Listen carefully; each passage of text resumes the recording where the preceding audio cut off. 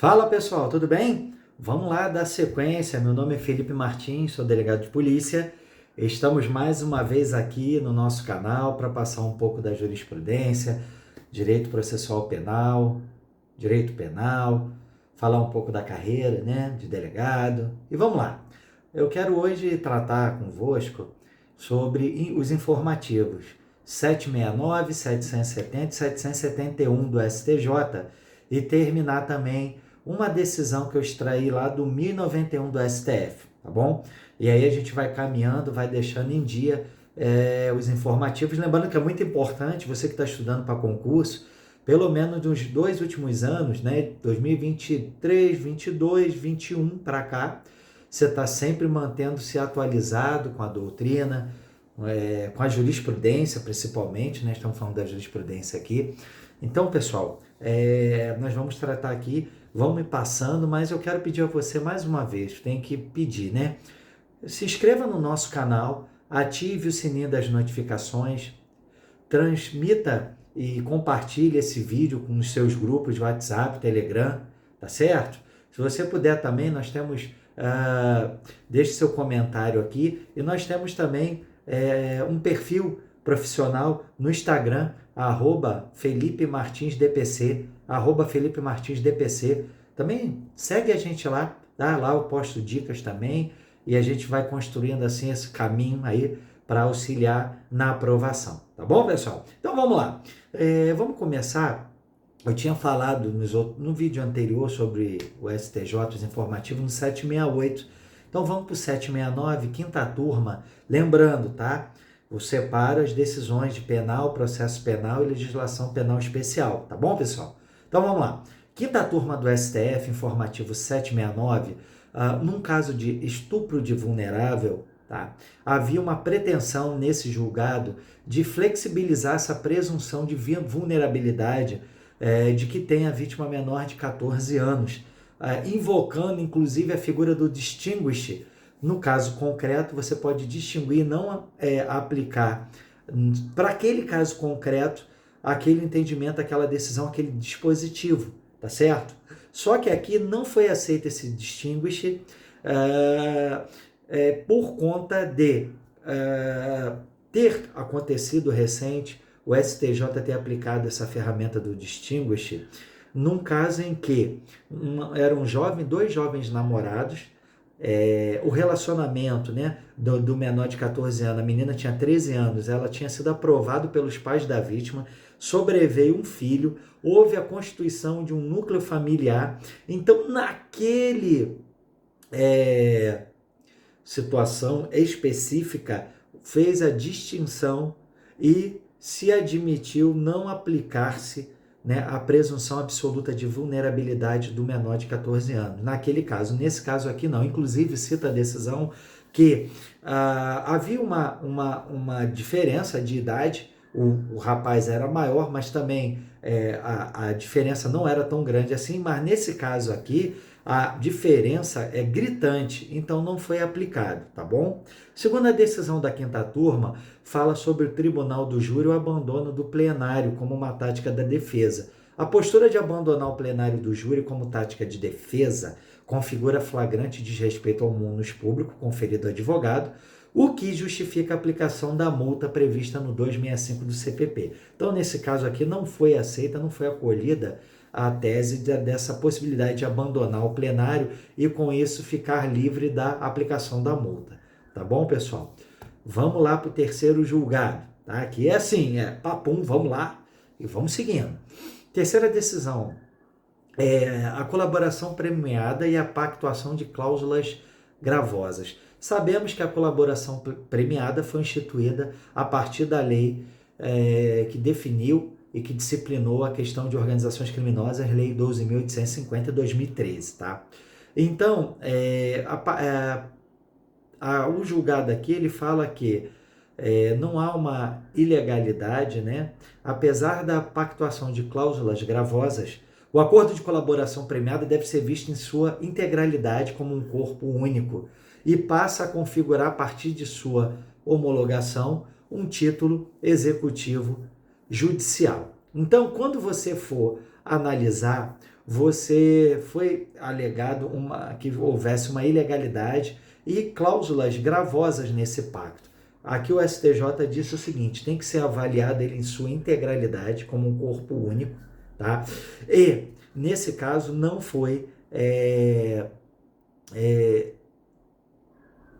como é que eu vou dizer? Não foi concedida, não foi encampada a tese de ilegalidade, e se pode sim, é um negócio jurídico, é uma pactuação entre as partes. Lembrando, sempre que o órgão de acusação, o Ministério Público, for pactuar, sempre tem que ter a presença da defesa e depois o juiz homologa, verificando se está atendido os pressupostos da lei, se não houve qualquer tipo de coação, qualquer tipo de ilegalidade naquele acordo, tá? Então, perfeito aqui, vamos lá. Outra, a NPP, Acordo de Não Persecução Penal, importante, um instrumento da justiça negociada, né, implementada, o pacote anticrime, já havia uma resolução do Conselho Nacional do Ministério Público de 2017, e em 2019, entrando em vigor em 2020, com o pacote anticrime, passou a prever a legislação, o Acordo de Não Persecução Penal. Perfeito. Então, no caso, né, ele é um poder do Ministério Público, mas um dever, um poder-dever. Não é um direito subjetivo do réu, mas é um poder-dever do MP. O não oferecimento dele, do acordo de não persecução penal, tem que ser devidamente justificado. Se ele vier desacompanhado de motivação idônea, constitui nulidade absoluta. Percebeu? Então não é um direito do réu, isso já foi inclusive entendimento dos tribunais superiores, porém tem que ser também, lógico, por dever, por inclusive um princípio, né, constitucional, o dever de motivação das decisões, das fundamentações. Você tem que justificar também o oferecimento e também o seu não oferecimento, beleza? Então, o não oferecimento do acordo de não persecução penal no momento adequado e sendo desacompanhado de qualquer motivação que seja idônea, constitui nulidade absoluta, tá? Vamos lá para o 770 agora. A terceira seção, ela pacificou o tema, né? A terceira seção compõe a quinta e sexta turmas. Terceira seção engloba assuntos ligados ao direito penal. Terceira seção do STJ, informativo 770, pessoal. Lei Maria da Penha, tá? Independentemente da extinção de punibilidade do autor, a vítima de violência doméstica deve ser ouvida para que se verifique a necessidade de prorrogação e concessão das medidas protetivas. Beleza, pessoal? Inclusive, houve o advento, tem aqui no canal comentado, mas o advento da Lei 14.550, que modificou a Lei Maria da Penha e trouxe dispositivos, inclusive em relação à medida protetiva, dando a ela um caráter, inclusive, autônomo. Então, de qualquer maneira, independente dessa questão da extinção da punibilidade, entende agora a terceira seção de que deve ser ouvida para ver a necessidade de concessão ou até mesmo de prorrogação dessa medida protetiva. Tudo bem, pessoal? Outra coisa, pessoal, vamos lá, mais uma decisão aqui agora da quinta turma, tá bom? O intenso envolvimento com o tráfico de drogas constitui fundamento idôneo para valorar negativamente a conduta social do agente na primeira fase da dosimetria da pena no crime de homicídio qualificado. Então, nós temos um homicídio qualificado e ficou demonstrado que o autor, o réu, ele tem um intenso envolvimento com o tráfico de drogas, e isso é um fundamento idôneo para, na conduta social, na primeira fase da estipulação da dosimetria da pena, ser valorado negativamente em face dele, tá? Outra, vamos para outra, pessoal, quinta turma ainda. Tráfico de drogas, outra situação. A mera solicitação do preso, sem a efetiva entrega do entorpecente, ao destinatário no estabelecimento prisional configura ato preparatório, o que impede a sua condenação por tráfico de drogas. Então, entendeu aqui que a mera solicitação do preso sem efetiva entrega ao destinatário lá dentro do presídio configuraria ato preparatório, impedindo a absolvição. Lembrando que o STJ tem a decisão já de 2015, admitindo a consumação do fato numa negociação de drogas, mas, no caso concreto, duas pessoas negociaram a remessa de drogas, inclusive disponibilizando o veículo, e nesse interim a polícia interceptou e ocorreu a prisão, e entendeu-se, nesse caso concreto, que na própria negociação e na remessa estaria consumado e essa pessoa responderia pelo tráfico de drogas. Aqui houve uma demanda para entrega de droga, a pessoa foi tentar entregar no estabelecimento prisional, porém, com a sua não entrega, isso, segundo o STJ, impede a condenação por tráfico de drogas, tá? Quinta turma do STJ. Sexta turma, pessoal, tá? Lesão corporal grave, perda dos dentes, tá? Verificado que a lesão é o resultado das agressões sofridas, a existência de uma concausa anterior, que é relativamente independente, não impede a condenação pelo crime de lesão corporal grave. O que acontecia aqui? Havia uma doença pré-existente que causava a perda precoce dos dentes da vítima. No entanto, houve uma ofensa à integridade física dela e buscou-se, com essa doença pré-existente, tentar afastar a ocorrência de uma lesão corporal grave, e o STJ aqui disse não é possível. Verificado que a lesão causada, a perda dos dentes é causada da lesão, mesmo existindo uma concausa anterior, que é relativamente independente, não impede essa condenação. Perfeito? Então, maravilha, vamos lá, vamos seguir em frente. Informativo 771, falamos já do 769, 770 e 771.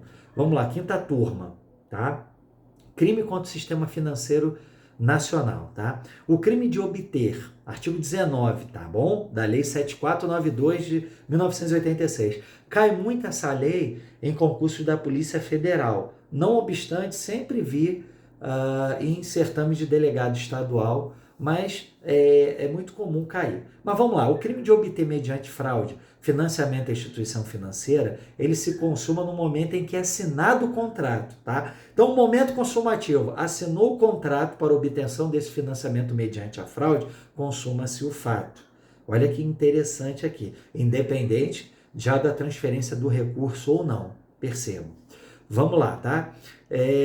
Receptação qualificada, eu deixei até lá uma dica, um reel lá hoje no nosso perfil, no Instagram, falando sobre isso. A receptação na forma qualificada, ela demanda uma habitualidade, ela demanda uma qualidade especial do sujeito ativo, que deve ser comerciante ou industrial. Então, exige uma habitualidade. Nesse caso, até mesmo um comércio não regularizado, não regulamentado, utilizado até vamos dizer assim, no fundos do terreno, numa casa, mas se demonstrado que ali é um comércio por exemplo, de peças de carro roubada, exige-se, para tanto, a habitualidade. Aqui no caso concreto, no concurso de pessoas, os demais coautores, não ficou demonstrado que eles atuavam nesse comércio, não havia essa habitualidade, não restou demonstrada, então eles responderam pela receptação no caput e não na sua forma qualificada, tá? Vamos lá para a sexta turma. Contratação de trabalhos espirituais, pessoal. Olha que tema interessante.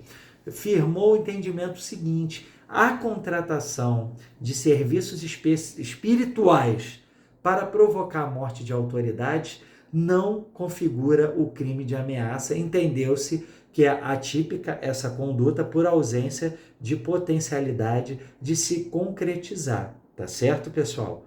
Vamos lá para mais uma aqui. Importante, para fechar o 771, confissão extrajudicial, pessoal. Retratação em juízo. é ilícita a prova obtida por meio de reconhecimento fotográfico judicial que não observou o artigo 226 do Código de Processo Penal, sendo devida a absolvição quando as provas que sobram remanescentes são tão somente a confissão extrajudicial, que foi retratada em juízo, e a apreensão de um dos bens subtraídos meses após os fatos, efetivada no curso das investigações, o qual estava com um dos acusados que não foi reconhecido por nenhuma das vítimas. Tema interessantíssimo, gente. Veja bem, o Código de Processo Penal, ele não disciplina o reconhecimento, ele fala do reconhecimento pessoal, ele não fala sobre o reconhecimento fotográfico. Porém, no entanto, entretanto, todavia, o STJ, em estado a se manifestar, ele fala o seguinte: qual é o entendimento? Para o reconhecimento fotográfico, deve-se observar o mesmo rito do que está no 226. Ou seja, você tem que ir lá, promover, tomar o mesmo cuidado, pedir para a pessoa descrever as características físicas da pessoa. Você tem que colocar várias outras fotos de pessoas semelhantes para que ela possa, dentre essas, reconhecer, sem induzi-la, sem mostrar uma foto só, ou sem fazer o seguinte: essa aqui, tem certeza? E já induzir, não. Você mostra lá as fotos, junta essas fotos aos autos e ela vai fazer o reconhecimento. Dica importante: além dessas fotos, constar, por exemplo, em sede de inquérito policial. Qual é a ação do Felipe, delegado de polícia? Coloco no mínimo 4 fotografias de pessoas semelhantes e deixo a pessoa observar as 4 ou mais e ela faz o reconhecimento. Depois, nas suas declarações, eu faço constar e pergunto a ela gravado se ela realmente reconheceu, se em algum momento houve alguma sugestão, se realmente lhe foram apresentadas fotos que ali estão nos autos e tudo mais, ok? Depois, quando a pessoa venha a ser interrogada ou que eu venha pedir uma medida constritiva, uma prisão, chamo a vítima ou as vítimas para fazer o reconhecimento pessoal e assim encaminhar o inquérito policial relatado ao juízo para disponibilizá-lo ao Ministério Público titular da ação penal pública. Beleza, pessoal? Então é assim que eu faço. E para fechar a conta, informativo 1091 do Supremo Tribunal Federal, também deixei um rio lá no nosso perfil do Instagram. A ADI 7004 de Alagoas, ela julgou inconstitucional lei estadual que permitia aos órgãos de segurança pública a venda direta aos seus servidores de armas de fogo. Por quê? Por ser de competência privativa da União legislar sobre a matéria. Perfeito, pessoal? Então, nós falamos aqui, informativo 769, 770, 771 e fechamos com o informativo 1091 do STF.